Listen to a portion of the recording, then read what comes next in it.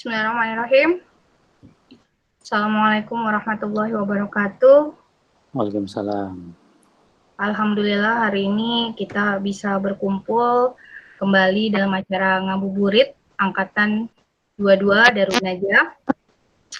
Alhamdulillahirrabbilalamin wassalatu wassalamu ala asyrofil anbiya'i wal mursalin wa ala alihi wa sahbihi ajmain amma ba'd. Hari ini adalah hari ke-17 ya, hari ke-17. Alhamdulillah tadi sudah ada prolog dari Prof. Tianpur. Kita udah 17 hari bertemu, alhamdulillah nggak bosan dengan materi yang beragam. Hari ini kita akan mendengarkan sharing sih sebetulnya ya dari Bang Uzair ya, strategi UMKM menghadapi dampak COVID-19. Mungkin sedikit banyak yang udah lama nggak ketemu nih ya sama kita semua. Mungkin sedikit saya bacakan tentang riwayatnya Bang Uzair kali ya. Bang Uzair saya rasa orang yang paling cocok memang menyampaikan untuk materi UMKM ini, khususnya terkait dengan dampak COVID-19, karena beliau saat ini adalah Ketua Umum BPD HIPMI Provinsi Kepulauan Riau. HIPMI itu apa ya Bang Uzair ya? Himpunan Pengusaha Muda Indonesia. Muda Indonesia. Yeah. Terus kemudian Ketua Umum Dewan Pengurus Masjid Al-Azhar Batam Center, ada banyak lagi lah ya yang merupakan pengalaman organisasi beliau. Saat ini beliau bekerja sebagai Direktur Utama PT Mahaputra Boga Rasa dan Ketua Yayasan Taruna Mandiri Riau. Mungkin nanti bisa dijelaskan sedikit ya Bang Uzair tentang UMKM itu apa dan bagaimana kita bisa bertahan pada situasi saat ini. Nah, sebelum kita mulai, mari kita mendengarkan tilawah bersama-sama dari Ustadz Iskandar. Waktu dan tempat saya persilahkan Ustadz Iskandar. Ya, baik. Terima kasih banyak. Assalamualaikum warahmatullahi wabarakatuh. Waalaikumsalam. Hanya kedengaran ya, Pak Ustadz ya. Saya akan membacakan Suratul Anbiya al-ayah ya, mi'ah wahid wa mi'ah ya, 101 surat Al-Anbiya. A'udzu billahi minasyaitonir rajim.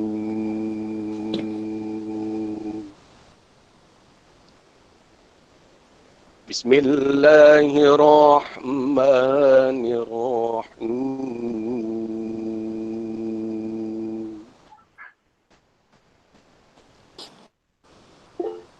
Innal ladzina sabaqat lahum minnal husna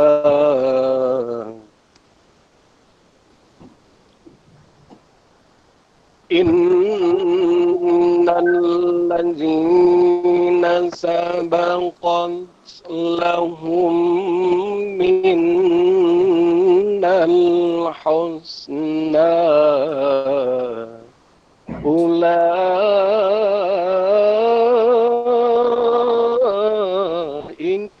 anha mubadun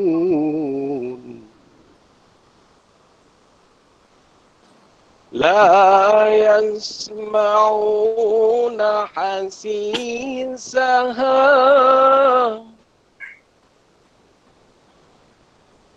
لا يسمعون حسيسها وهم فيما اشتهت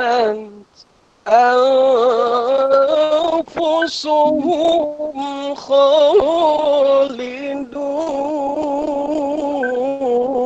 خالدون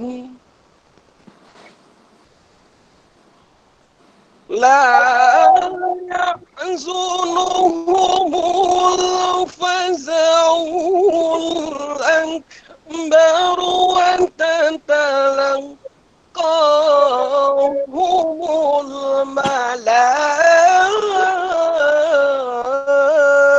الملائكة هذا يومكم الذي كنتم توعدون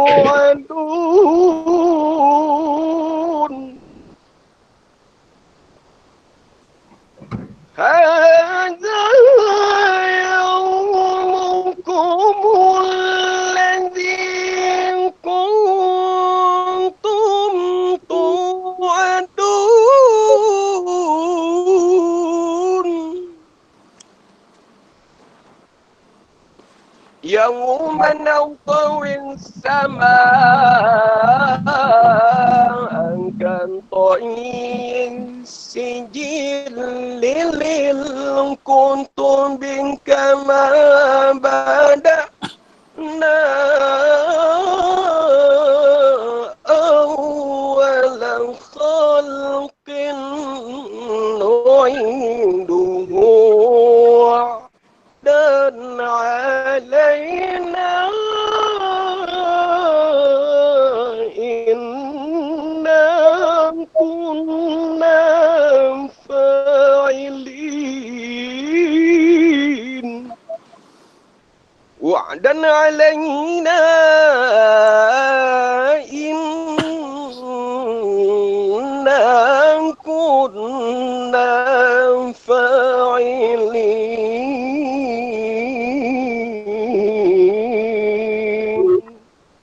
Sadaqallahul azim. Sadaqallahul azim wa sadaqa rasul nabiyil karim wa nahnu ala dzalika insyaallah minasyahidin.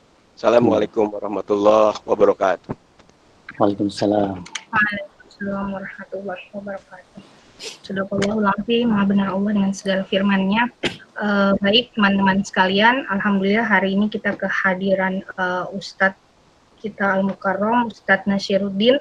Sebelum kita mulai materi dengan Bang Uzair, kita berikan waktu sepatah dua kata untuk Ustadz kita dulu ya.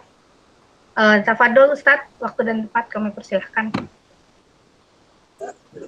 Alhamdulillah, assalamualaikum warahmatullahi wabarakatuh. Waalaikumsalam. Alhamdulillah, salatu wassalamu ala rasulillah wa ala alihi wa ala. Saya menjadi terhormat ini, tersanjung sekali diberi kesempatan.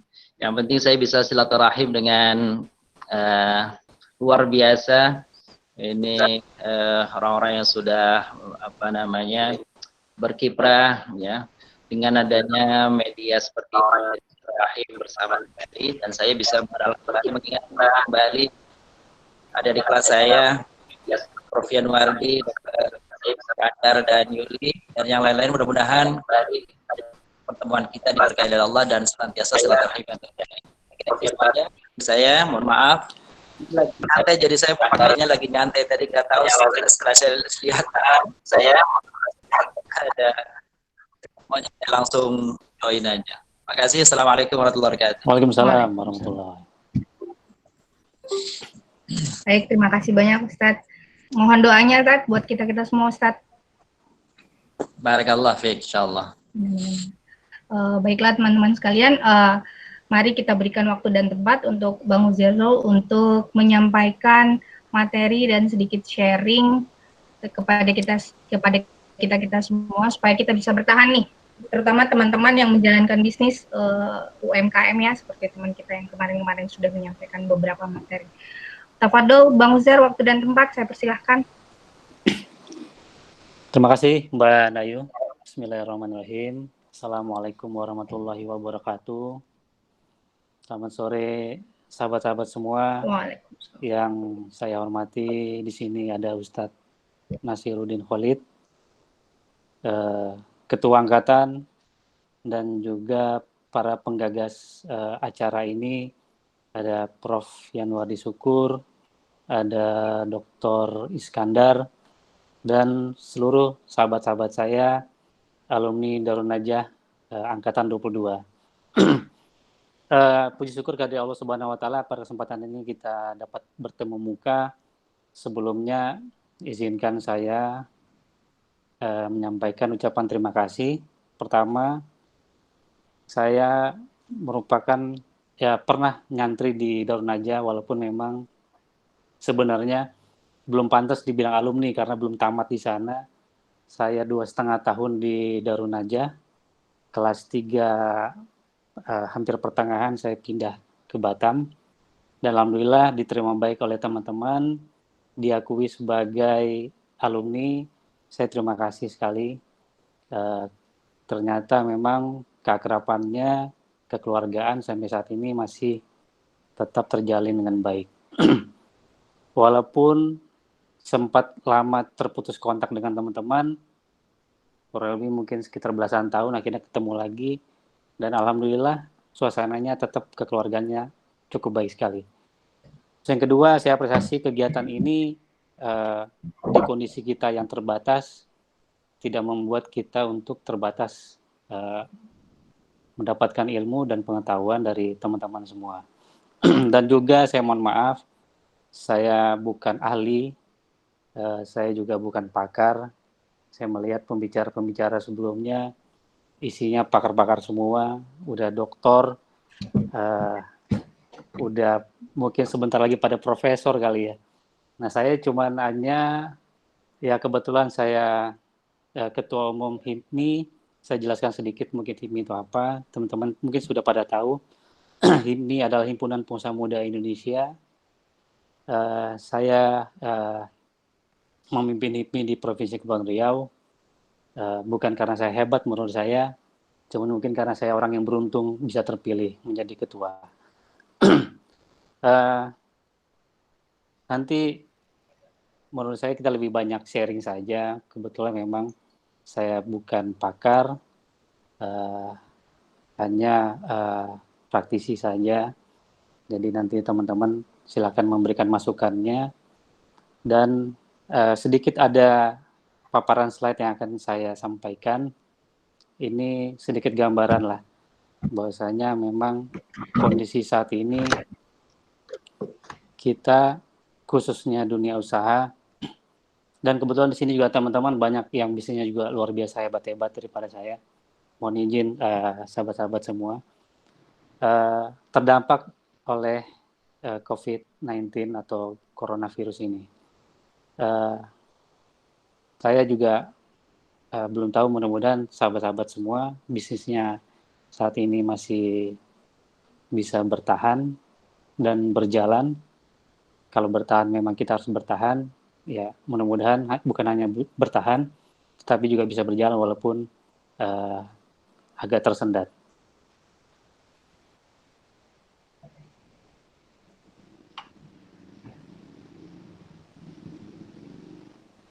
Saya mencoba mengambil judul strategi UMKM menghadapi dampak COVID-19. Sebenarnya kalau dari judulnya ini kayaknya canggih banget ya. Padahal sih sebenarnya biasa-biasa aja nih paparan saya. Cuma sedikit supaya menghilangkan grogi saya bikin PPT yang simpel. Kemarin saya sampaikan ke Mbak Nayu.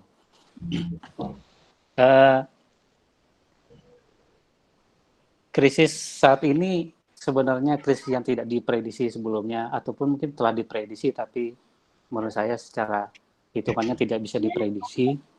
Dan tentu berbeda krisis saat ini dengan 98 dan 2008. Kalau kita lihat di tahun 98, kenapa UMKM tidak terdampak krisis ini? Karena memang mayoritas UMKM saat itu memang belum tersentuh oleh finansial dari perbankan, sehingga krisis yang terjadi hanya dialami oleh sektor perbankan dan juga bisnis-bisnis besar. Justru saat itu UMKM adalah penopang perekonomian Indonesia. Nah, 2008 pun begitu. Nah, berbeda dengan halnya dengan sekarang. Sekarang semua bisnis terdampak kecuali dua, alat kesehatan dan juga pangan yang mungkin masih bisa bertahan sampai saat ini. Yang lain hampir mayoritas teman-teman saya di Provinsi Kepulauan Riau mengalami dampaknya, dan saat ini sudah kurang lebih 2 bulan kita terdampak oleh krisis ini. Nah, UMKM tentu kondisi saat ini karena memang bisnisnya langsung bersentuhan dengan masyarakat, tentu sangat berdampak dengan COVID-19 ini, terutama di beberapa sektor yang memang mengandalkan tatap muka. Nah, ada beberapa poin yang saya sampaikan untuk paling tidak dari 5 poin ini kita bisa menjaga ketahanan bisnis kita, walaupun banyak juga teman-teman teman-teman saya khususnya di HIPMI Kepri juga sudah mulai merumahkan karyawannya dan mengurangi aktivitasnya, bahkan sampai ada yang harus memang tutup sementara.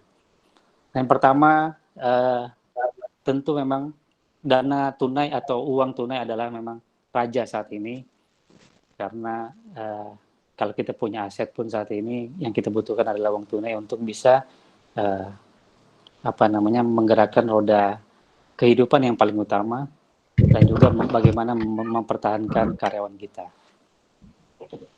Dari 5 ini, pertama adalah mengelola dana tunai sebaik mungkin. Kalau teman-teman saya di Kepri dan juga beberapa teman-teman HIPMI di Nusantara, mereka saat ini sudah mulai mantap makan tabungan. Sebulan pertama masih bisa bertahan, bulan kedua tabungannya sudah mulai dibuka. Nah, ini kita harus cermati sekali dana cash yang kita punya, hitung ulang kembali kebutuhan-kebutuhan utama kita, hal-hal yang tidak penting tentu tidak perlu dilakukan, lakukan hal yang penting, dan paling utama adalah bagaimana kita bisa untuk mengelola dana ini untuk menghidupi keluarga dan juga karyawan kita yang harus kita pertahankan. Yang kedua, tentu sama-sama teman-teman ketahui kondisi saat ini memaksa kita pengusaha untuk bagaimana harus beradaptasi dengan kondisi yang orang bilang itu new normal atau normal gaya baru. Dan tentu ini juga perlu kita beradaptasi dengan bisnis gaya baru. Sebenarnya bisnis gaya baru ini ataupun bisnis online sudah jauh hari marak di kita di Indonesia. Tetapi dengan kondisi saat ini mau tidak mau kita harus memang beradaptasi untuk beralih ke sana. Teman-teman yang bisnisnya sebelumnya mengandalkan fisik saat ini mungkin bisa melakukannya dengan via online melalui platform yang sudah ada ataupun juga melalui WhatsApp group atau apapun lah media yang bisa dilakukan saat ini. Yang ketiga, menjaga silaturahim dan saling mendukung usaha satu sama lain. Nah, ini penting sekali. Saya dengan teman-teman di Kepri awal-awal mulai adanya bencana COVID ini, kita mencoba untuk bagaimana berhimpun dan juga menggalang dana untuk teman-teman ataupun untuk saudara-saudara kita yang membutuhkan. Memang kita utamakan adalah kemanusiaan, tetapi setelah kemanusiaan tentu kita harus pikirkan juga ekonominya, karena di dalam bisnis kita banyak keluarga-keluarga yang bergantung hidupnya kepada usaha kita. Tentu tidak ada salahnya kalau kita pun juga lebih setelah kita memikirkan bagaimana mendukung saudara-saudara kita yang membutuhkan, tentu tidak salahnya kita untuk bagaimana membangun kembali ataupun memikirkan usaha kita agar bisa berjalan dengan maksimal. Dan tentu kalau kita punya komunitas, saling mendukung komunitas kita, apa yang teman-teman bisnis di komunitasnya, ya kita usahakan bagaimana kita juga bisa membeli dari teman-teman sendiri, karena yang bisa menguatkan kita adalah kita juga. Selanjutnya, di poin keempat, itu ada memanfaatkan waktu dan tentu juga meningkatkan kualitas, karena sebenarnya saat ini kita, khususnya yang sudah bekerja dari rumah atau berbisnis dari rumah, memang waktunya lebih banyak di rumah, dan kalau bisa dibilang sekarang kita punya waktu yang sama semuanya.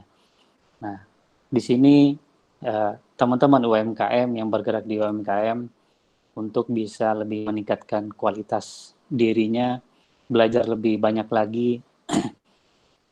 Saat ini banyak sekali webinar yang dilakukan oleh teman-teman, praktisi lainnya, dan tentu itu bisa kita manfaatkan untuk meningkatkan kemampuan kita, meningkatkan skill kita lagi, bagaimana usaha yang sudah kita rintis selama ini sebelum COVID ini bisa bertahan dan juga bisa tumbuh walaupun tidak maksimal.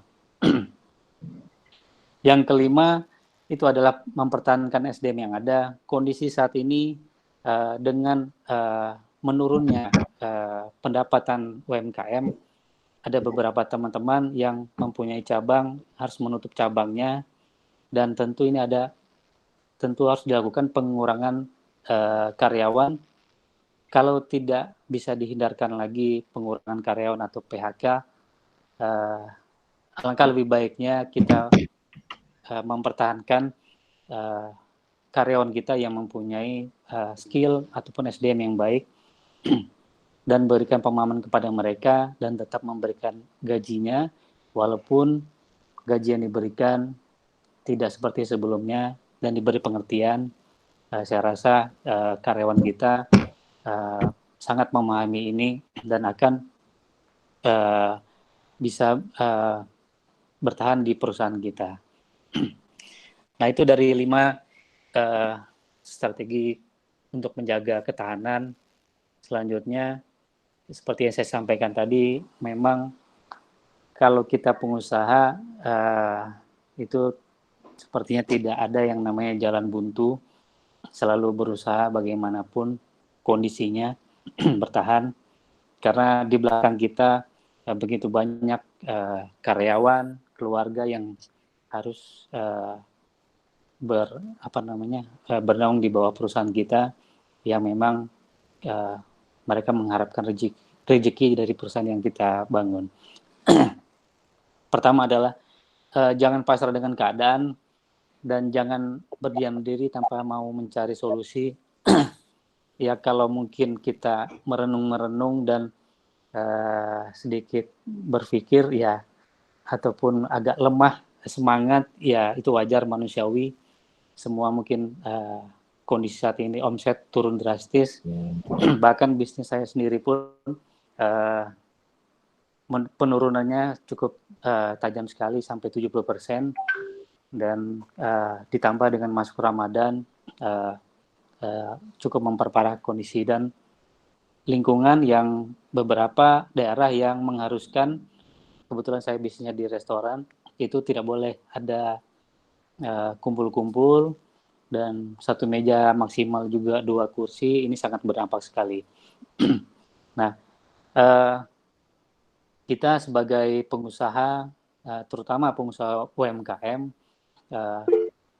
sebagai pengusaha yang tahan banting menurut saya, tidak harus berdiam diri, harus terus mencari solusinya. Bagaimana bisnis yang sebelumnya kita lakukan offline, kita coba mencari jalannya melalui online ataupun dengan pemasaran-pemasaran yang lainnya. Yang kedua, jangan gengsi untuk banting setir. Ini juga penting ya, karena kadang-kadang kita selama ini mungkin bisnis kita miliaran ataupun ratusan juta, tapi karena terdampak oleh COVID ini, untuk menjual barang-barang yang harganya mungkin puluhan ribu, agak sedikit gengsi mungkin teman-teman. Tapi dengan kondisi seperti ini menurut saya tidak ada masalah, karena seperti kita ketahui, menjual barang murah itu juga bukan sesuatu yang hina, karena saat ini juga beberapa kebutuhan-kebutuhan yang diperlukan, dan kita harus juga jeli melihat kebutuhan-kebutuhan dalam kondisi COVID ini, walaupun kebutuhan itu adalah merupakan bisnis yang sifatnya tren, tapi paling tidak teman-teman yang mungkin dulunya jualannya tidak nyambung dengan kondisi saat ini, menurut saya nggak ada masalah dalam bisnis apapun, selagi itu halal kita lakukan. Teman-teman saya yang dulu bisnisnya juga cukup besar, sekarang sudah mulai beralih, ya, ada yang jualan masker, ada jualan hand sanitizer, dan juga macam-macam yang kondisi terkait dengan kondisi saat ini. Selanjutnya, jangan tunggu sampai wabah selesai baru memulai. Ini juga kita harus pahami. Jangan kita berpikir ya udah saat ini kondisinya kita diam diri dulu deh. Jangan sampai kita nggak bisa ngapa-ngapain. Nah, memang kalau seandainya kita berada di rumah saja, tidak mencoba berinteraksi dengan dunia luar, saya rasa kondisi ini memang kita hanya bertahan di rumah dan kita tidak bisa untuk memulai. Tapi banyak sekali kesempatan-kesempatan yang bisa kita manfaatkan dalam situasi kondisi begini. Banyak peluangnya sebenarnya. Apapun yang peluangnya sekecil apapun tentu kita harus lakukan. Yang jelas tidak berhenti karena kondisi wabah. Menurut saya apapun kondisinya pasti ada celah bisnisnya di dalam. Walaupun semua teman-teman memikirkan hal yang sama, tapi lakukanlah, insya Allah menurut saya pasti ada jalannya. Dengan situasi ya saya mengambil dalam tanda kutip kekacauan saat ini COVID-19 ini, banyak sekali sebenarnya peluang-peluang yang ada yang bisa kita manfaatkan, terutama teman-teman yang bermain di alat kesehatan. Saya pun juga teman-teman yang sebelumnya tidak bermain di alat kesehatan pun juga bermain. Ada yang menjual APD, menjual masker, sarung tangan dan segala macamnya. Nah, menurut saya ini juga bisa dilakukan. Memang kondisi saat ini sangat berat sekali, khususnya juga bagi saya dan teman-teman pelaku UMKM. Selanjutnya, pemanfaatan program pemerintah. Di sini memang kami di HIPMI membahas ini bagaimana pemerintah mencoba untuk membuat pelaku usaha, khususnya UMKM, bisa bertahan. Nah, ada beberapa yang bisa kita manfaatkan karena khususnya teman-teman UMKM yang memang sudah sudah memanfaatkan fasilitas perbankan, ini bisa dimanfaatkan karena kondisinya omset menurun, penghasilan menurun, bisa memanfaatkan yang namanya relaksasi kredit. Seperti mungkin teman-teman sudah pada tahu semua, relaksasi kredit ini bisa kita lakukan, diajukan ke perbankan di mana tempat kita melakukan kredit. Halo ya? Halo? Kepanjangan deh, sorry. Sorry, suaranya kurang jelas. Jelas, suaranya jelas, silakan. Jelas ya. Saya selanjutin dikit lagi ya. Lanjut. Ya, ada program. Halo, lanjut Bang Zer. Ya. Bu Nayu. Ada program pemerintah saat ini yang bisa kita manfaatkan, khususnya pengusaha UMKM yang memang mengambil fasilitas kredit di perbankan. Itu ada relaksasi kredit atau bisa juga restrukturisasi kredit. Saat ini ada program dari pemerintah tunda bayar selama 6 bulan. Nah, ini memang paling tidak selama 6 bulan dengan omset yang sangat menurun drastis, kita bisa memanfaatkan ini dan juga bisa restrukturisasi kredit kita dengan penurunan suku bunga. Itu pemerintah mensubsidi bunga kita 3% di awal dan selanjutnya 2%. Nah, ini bisa dimanfaatkan oleh teman-teman pelaku UMKM yang sudah melakukan kredit yang diperbankan. Tapi syukur-syukur teman-teman yang memang tidak memanfaatkan kredit ini ataupun tidak tersentuh oleh kredit, tentu akan mampu bertahan lebih baik lagi dalam kondisi seperti ini. Nah, ternyata relaksasi kredit ini bukan hanya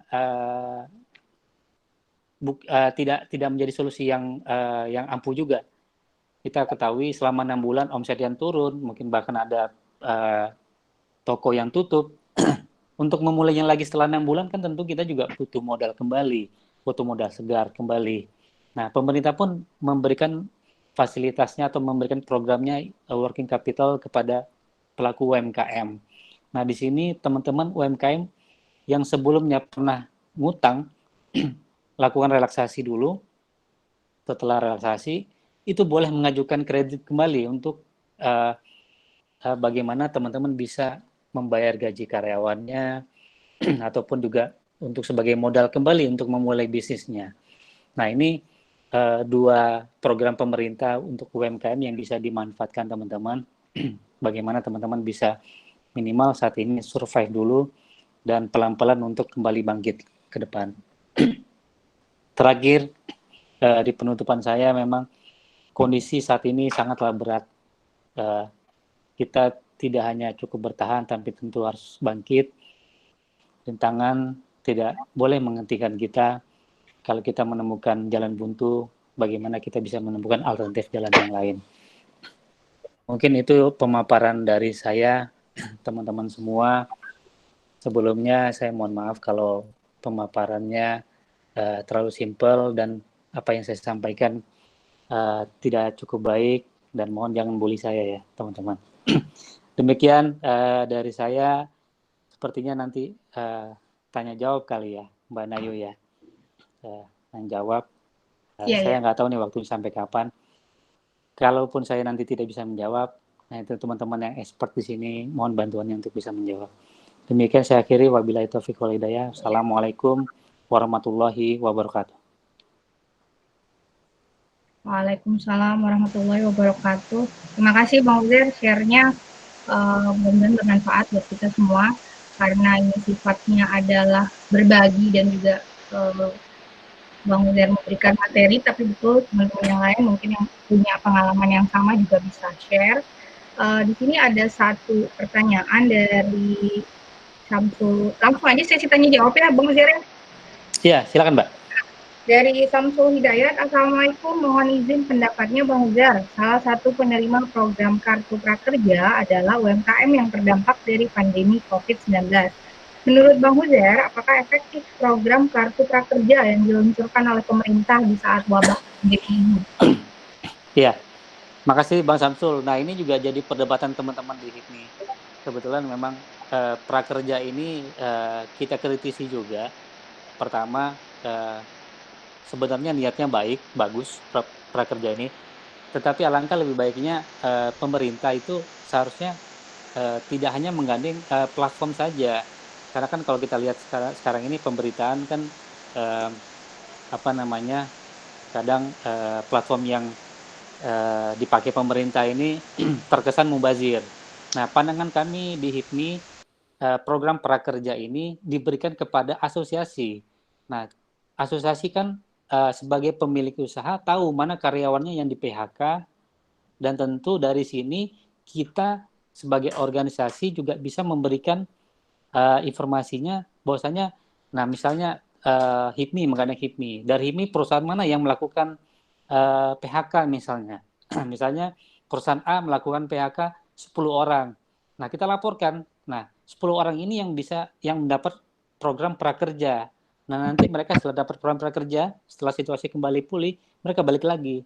Begitu dengan Kadin misalnya, ataupun Apindo. Nah, ini yang teman-teman kita kritisi, di HIPMI juga kritisi. Ada kebijakan pemerintah yang kita dukung, ada juga kebijakan pemerintah yang memang harus kita kritisi. Nah, mungkin itu jawaban saya, Bang Samsul. Programnya bagus, tapi mungkin pemerintah menggandengnya salah gandeng kayaknya. Harusnya lebih menggandeng asosiasi Kadin, Apindo, HIPMI ataupun yang lainnya, organisasi UMKM lainnya. Gitu Mbak. Jadi kalau ada yang digandeng tuh jadinya lebih terstruktur ya Bang Uzair ya, maksudnya lebih jelas. Dasar gitu dong, bahwa mereka memang adalah orang-orang yang tepat karena ya memang tidak dipekerjakan atau ada mendapatkan pengurangan segala macam gitu ya, bukan bebas semuanya bisa apply gitu kali ya. Betul Mbak, karena teman-teman, karena ada yang saya baca itu ada juga yang dia bukan pengangguran tapi dia apply akhirnya dia betul. Nah itu yang sebenarnya kita kendalanya begitu, kemarin semuanya dibuka sekian ribu, banyak yang daftar, kemudian screeningnya yang kita tidak tahu seperti apa sistemnya, kemudian keluar hasilnya blek gitu. Iya Mbak, seperti itu. Baik. Mungkin kalau ada orang-orang birokrat, biasanya Bang Atip ada nih, nggak ada nih hari ini, bisa kasih saran. Ini ada satu hal dari Iwa Maruli, kayaknya enaknya ngomong kali ya, masih ada nggak ya orangnya ya? Mungkin sudah saatnya merubah hingga hal-hal yang mendasar, karena kolapsnya kondisi disebabkan ketergantungan kita yang tinggi, baik terhadap sistem dan lain sebagainya. Kayaknya ini menarik untuk jadi diskusi. Ulang lagi Mbak, kurang jelas Mbak. Coba Bang Iwa, ya betul tuh dari Prof. Yankur, Bang Iwan bisa langsung ngomong kali ya? Soalnya menarik nih materinya, menurut saya sih ada beberapa hal yang mendasar yang dimaksud yang seperti apa. Iya, mungkin host bisa ngidupin mikrofonnya teman-teman yang mau ngomong kali ya. Coba ya.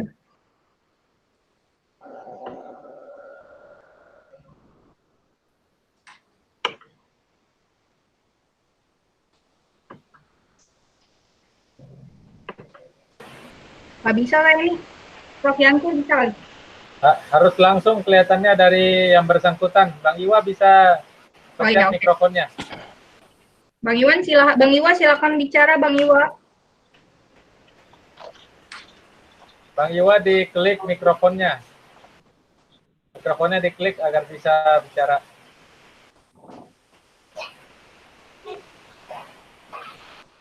Oke, kedengeran? Ya, Oke, ya. baik. Silakan Bang Iwa. Menarik loh Bang Iwa sarannya tadi. Oke, salam buat teman-teman semuanya. Waalaikumsalam Bang Iwa. Waalaikumsalam. Bang Uzair, mudah-mudahan masih ingat. Ingat dong.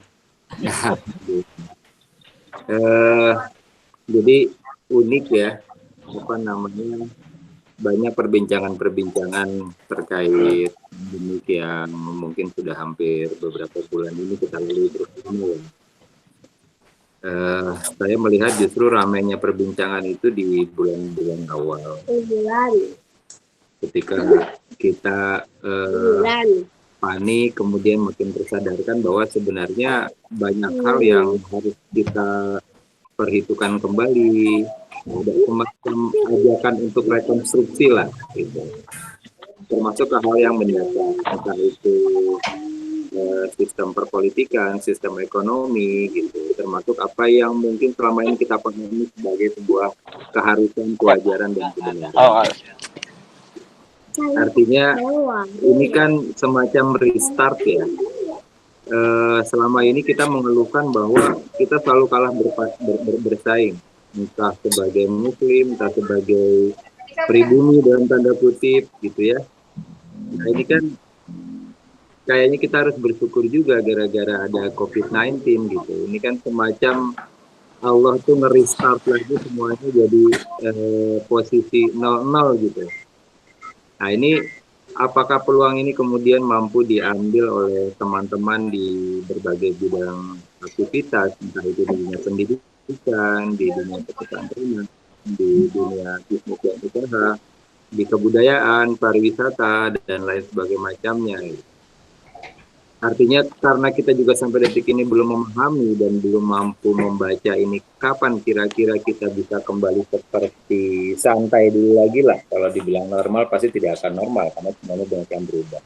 Tapi minimal kita nanti kongko bisa asik-asik lagi kemana-mana tanpa harus khawatir segala macam.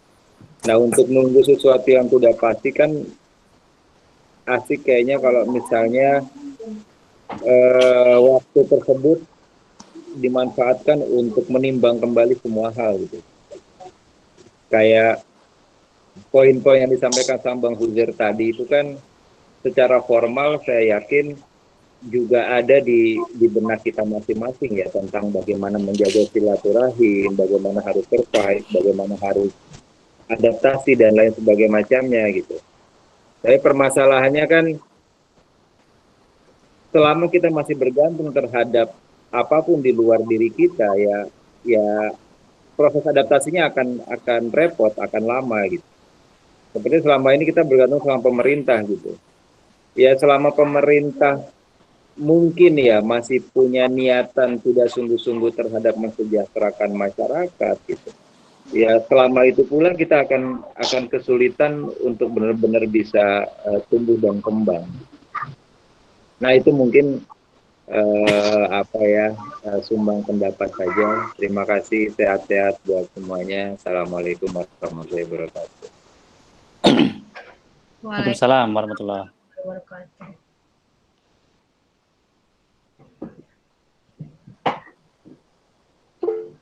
Ya Mbak Nay, silakan Mbak. Halo.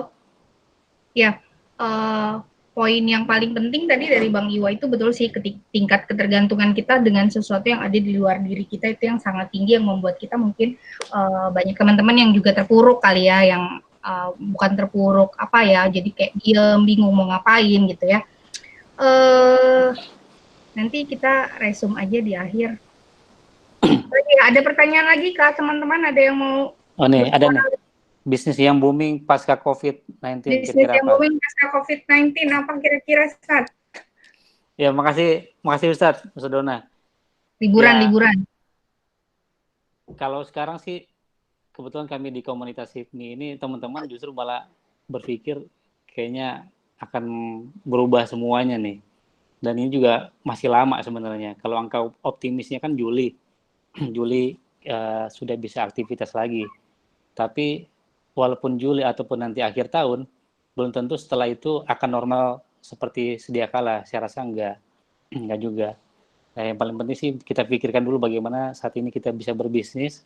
Menurut saya ya itu tadi, alat kesehatan dan bisnis pangan. Nah, teman-teman yang mungkin punya sawah ini lagi bagus ini kayaknya nih, kebutuhannya memang tetap dicari orang. Dan juga peternakan, perikanan menurut saya itu bagus. Apa yang kemarin bisnisnya Ustadz Syarifuddin itu menurut saya itu yang mampu bertahan. Oke. Jadi untuk saat ini itu dulu ya, karena pangan pasti semua orang di masa sulit apapun pasti cari ya Ustadz ya. Iya. Iya Bang Uzair ya. Benar. Di pasar kan masih ramai sekarang, yang sepi kan di mall kan, mall sepi, pasar. Ya sementara teman-teman yang punya niat nikahan jangan nikah dulu deh. Sekarang kondisi lagi sulit ini, susah kalau buat nikah, tambah lagi susah memang. Susah ya, betul. Jadi sekarang memang udah paling pas itu ya, makan untuk hidup gitu ya. Iya benar. Ya kan nggak mungkin hidup untuk makan kan. Benar juga ya. Jadi sekarang makan untuk hidup sangat berinilah. Betul adanya. Ada lagi nih pertanyaan dari Pak Dokter nih. Assalamualaikum. Waalaikumsalam. Assalamualaikum. Ya. Pak Dokter. Izin Pak Uzair. Izin bertanya ini. Iya, silakan. Oke, terima kasih ya waktunya. Assalamualaikum teman-teman. Sudah lama nih kita nggak komunikasi. Ini kesempatan yang bagus. Kembali kita komunikasi. To the point aja ya. Bang Uzair kan ini salah satu yang aktif di organisasi HIPMI ya. Saya salah satu pelaku. Ya, Bang.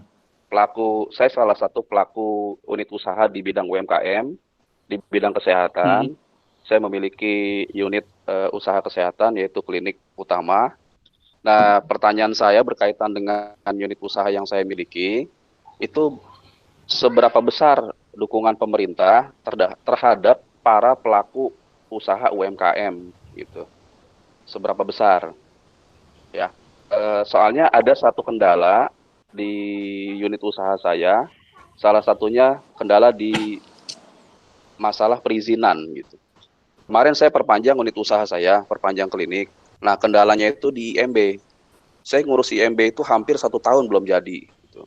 Nah, itu kan artinya kendala dalam dukungan pengurusan perizinan ya. Artinya pemerintah dari proses perizinan, pemerintah kesannya tuh nggak mendukung gitu, kurang mendukung unit usaha UMKM dalam hal ini bidang kesehatan salah satunya.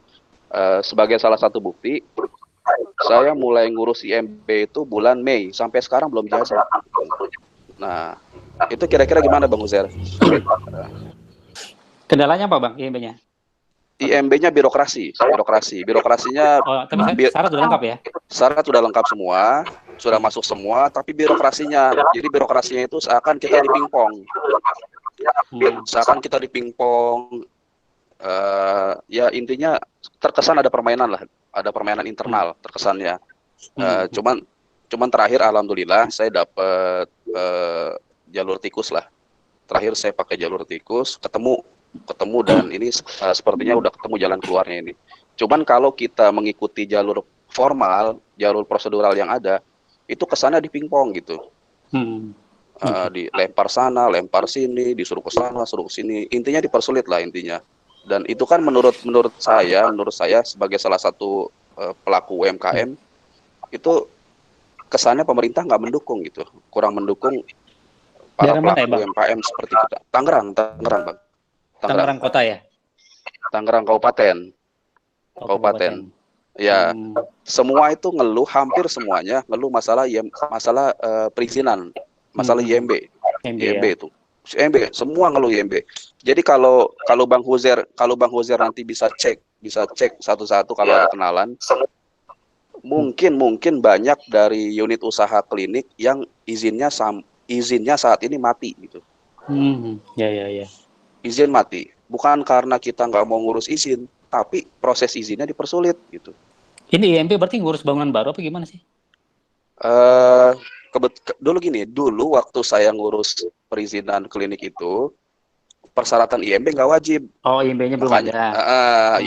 Dulu IMB nggak wajib, jadi saya bangun aja tanpa bikin IMB.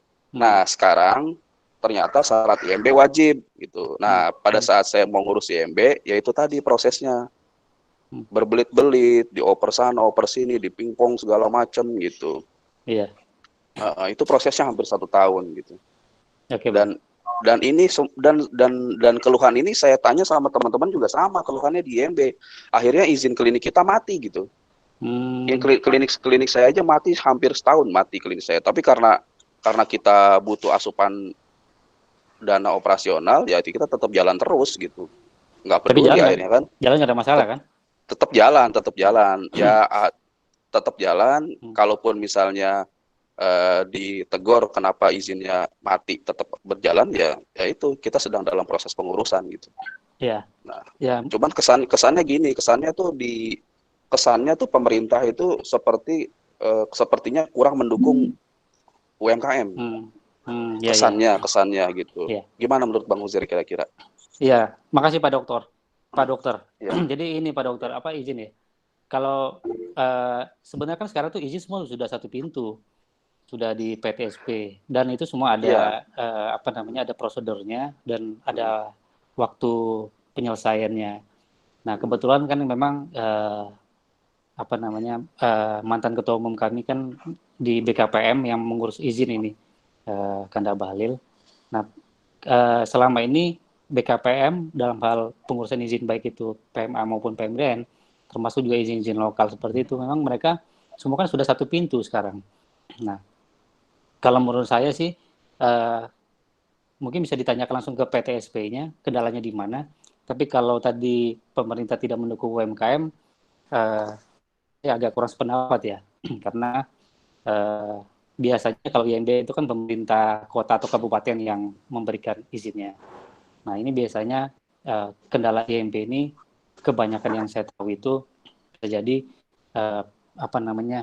berkasnya yang terlalu banyak menumpuk dan juga ada beberapa kekurangan. Nah, pengalaman saya pribadi mengurus perizinan di PTSP itu pertama jelas kita nggak harus ketemu dengan dinasnya. Kita di situ semua dinas ada di satu pintu di PTSP dan itu ada waktunya gitu dan mereka selalu asistensi ke kita. Jadi saya juga nggak tahu kalau PTSP di Kabupaten Tangerang seperti apa prosedurnya. Tapi selama ini seperti saya ngurus di Batam maupun di Riau, Pekanbaru, itu sih nggak ada masalah, lancar-lancar aja gitu. Ya, mungkin jadi perlu ini proaktif untuk mendatangi kantor setempat ya.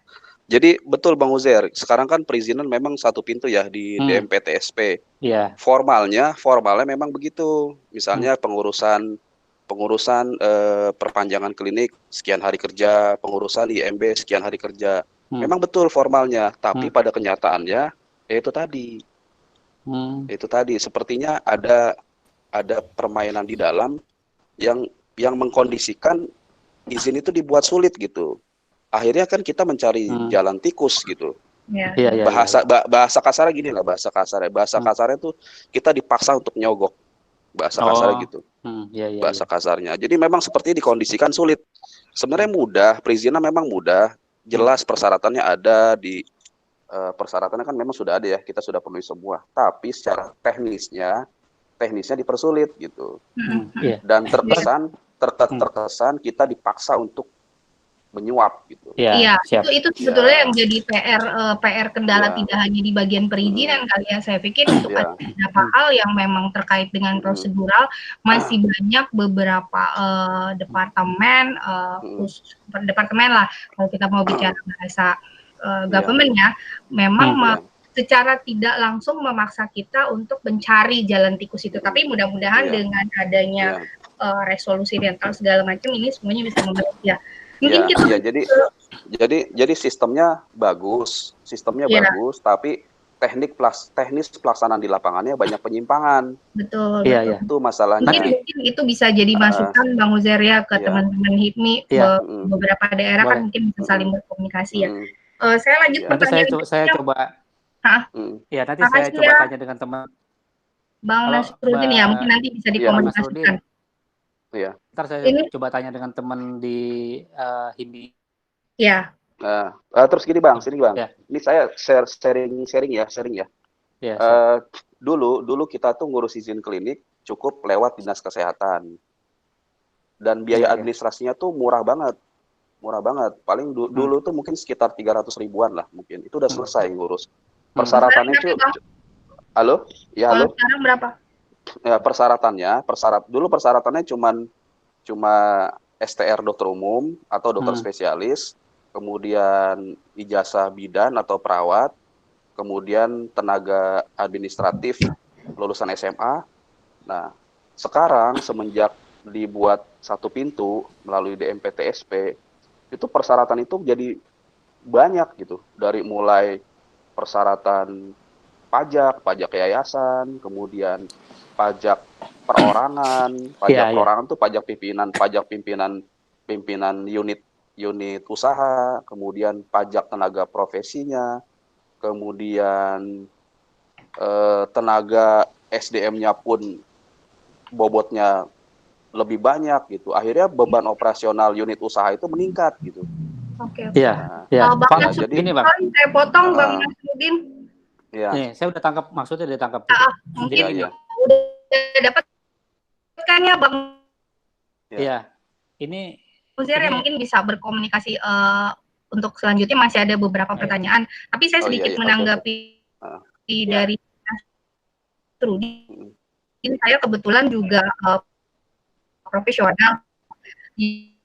Jadi memang kalau dari segi SDM ya, memang ada banyak hal yang harus kami lengkapi. Contohnya surat praktek, terus kemudian ada berapa SKS-nya, kemudian sudah mengikuti seminar segala macam. Jadi ketika kami yang individual aja diminta sekian. Halo? Ya, putus-putus memang. Iya, putus-putus suaranya. Suaranya putus-putus. Profesional SDM individual aja dimintanya sekian banyak. Saya yakin ketika itu sebuah yayasan atau komunikasi langsung dengan Bang Uzair ya terus nih. Oh iya, siap. Ya, putus-putus. Oke. Halo? Udah bisa belum? Ya. Halo. Oke. Halo ya. Oke ya, tadi ada satu pertanyaan lagi. Mungkin nanti bisa langsung ya Bang Nasruddin sama Bang Uzair ya, menarik banget itu pasti banyak hal. Karena ya satu lagi tadi mana ya?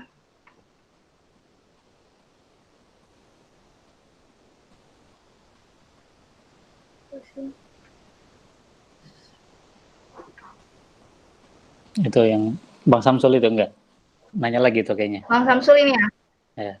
Satu lagi nih Bang Uzair, mohon pendapatnya bagaimana dengan platform lembaga pelatihan program kartu Bang Lutfi itu, yang dilaksanakan secara online.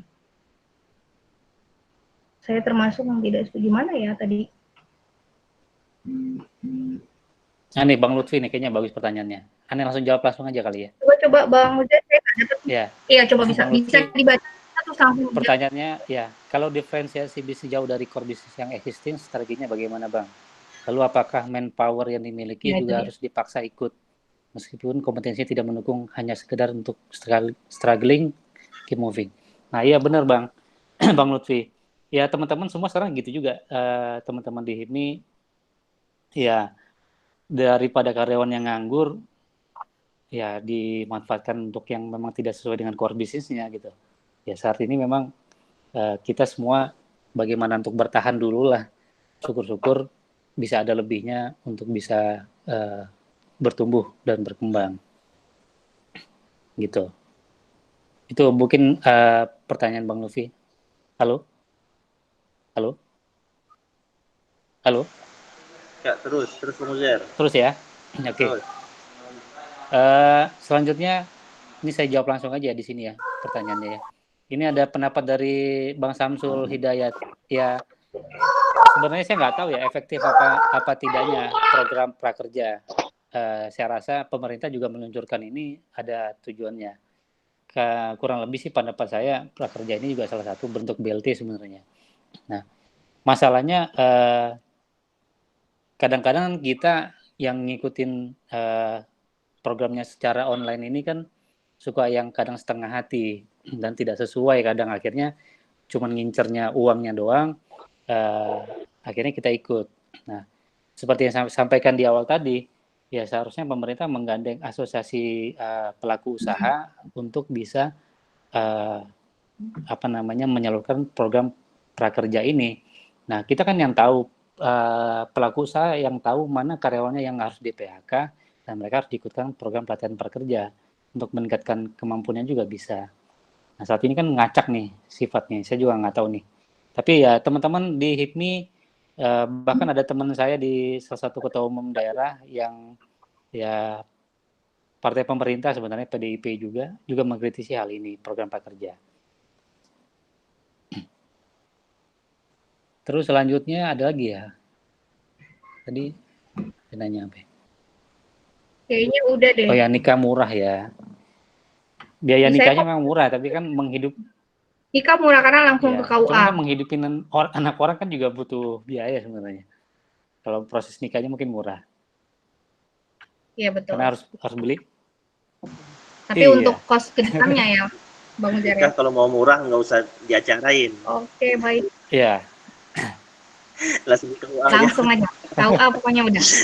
Paling 300.000. Oke. Ya, teman-teman ya UMKM mungkin ada kendala di relaksasi kreditnya di perbankan ataupun mungkin untuk penerimaan dana segarnya, nanti bisa info ke saya aja. Kebetulan kami di HIPMI juga concern, bahkan kami di HIPMI membuat tim gugusnya untuk permasalahan kredit perbankan teman-teman UMKM.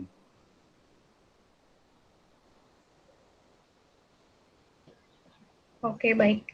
Tampaknya udah nggak ada pertanyaan lagi, Bang Uzair.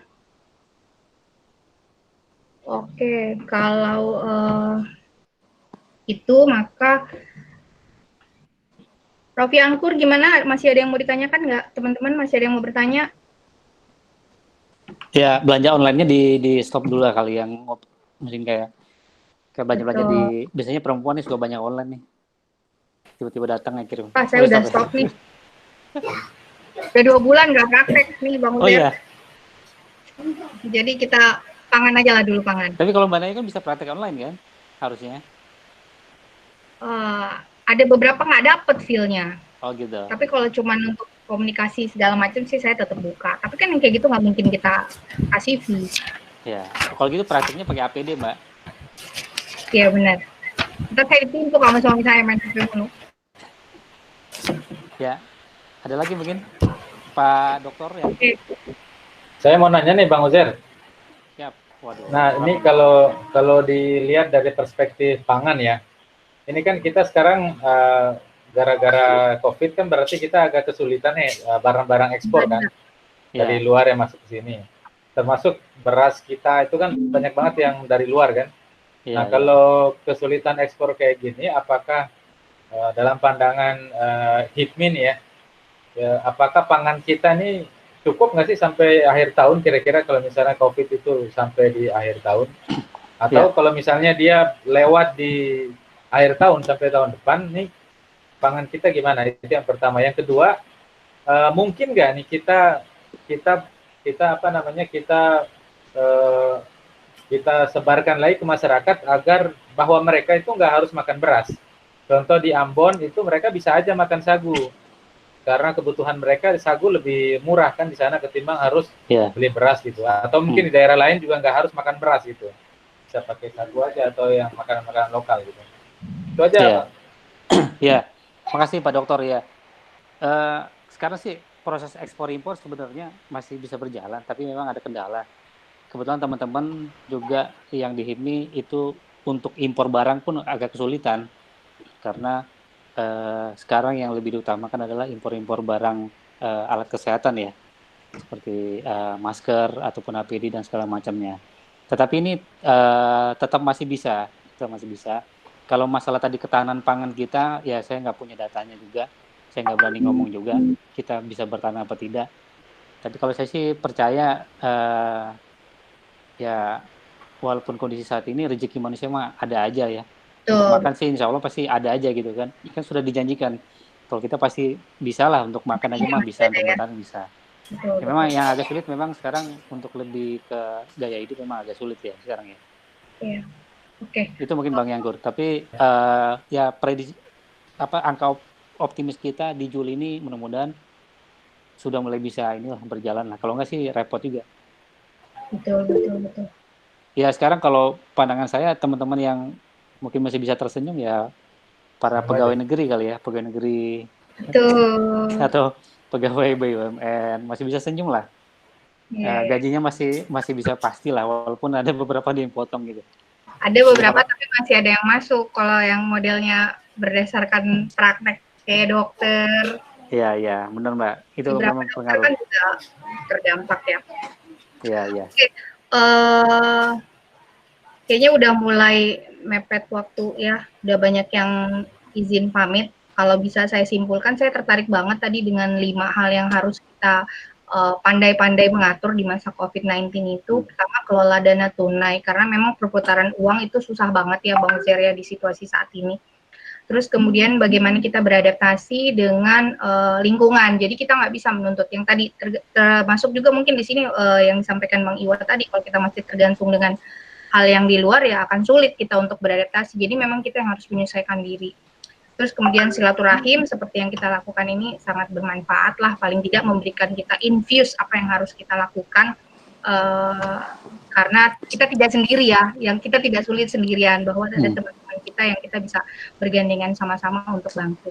Kemudian memanfaatkan waktu sebaik mungkin, jangan jadi terus diem aja nggak melakukan apa-apa. Sama untuk para UMKM, mulai screening kali ya, SDM yang handal yang mana yang perlu dipertahankan, yang kemudian mana yang perlu dievaluasi kembali gitu ya. Ini sebetulnya masih terkait dengan yang disampaikan Ustadz Sardar kemarin, kemampuan adaptasi adalah bagaimana kemampuan kita bertumbuh dan berkembang di situasi seperti ini. Balik lagi, kembalinya ke karakter ya, karena saya orang psikologi kali ya, jadi balik lagi ke situ gitu. Bagaimana individu itu sendiri bisa bertahan di situasi yang seperti ini. Ya. Itu aja resume apa? Itu ada yang minta kuis Mbak. Ada yang minta kuis. Iya. Aduh, ini karena kemarin kasih pempek 200.000 nih.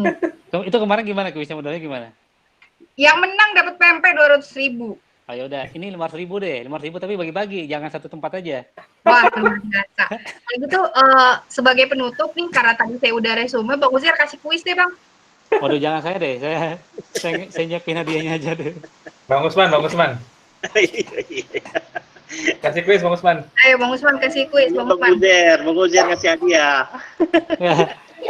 Bang Usman kasih kuis, Bang Uzier kasih hadiah 500. Lanjut Bang Uzier. Kasih kuis Bang Uzier. Waduh, saya nggak kepikiran kuis nih, saya nggak ngikut yang kemarin kuisnya gimana. Silakan teman-teman kalau bikin kuisnya. Atau Mbak Yofi aja lah.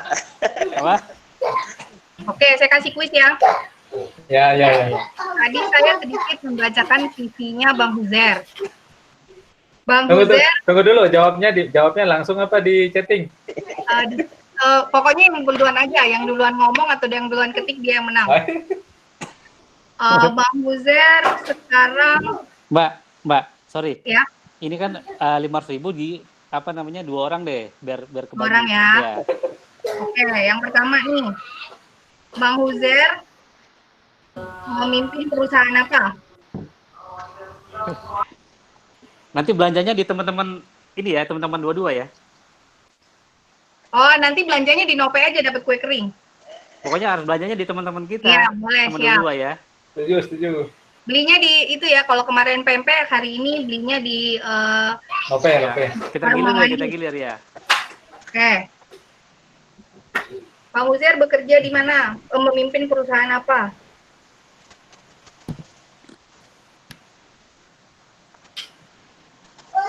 Ada yang tahu nggak nih? Ada di chatting tuh, Mbak Nayu di chatting. Itu Bang Tengku Fonzanza. Oke. Restoran ya. Waduh, ini dapat PNS nih, aduh ini dari kantor presiden, aduh dapat kuis. Dapat kan nih jadinya? Dapat lah udah. Dapat aja lah. Ya. Oke, satu pertanyaan lagi. Apa kepanjangan HIPMI deh?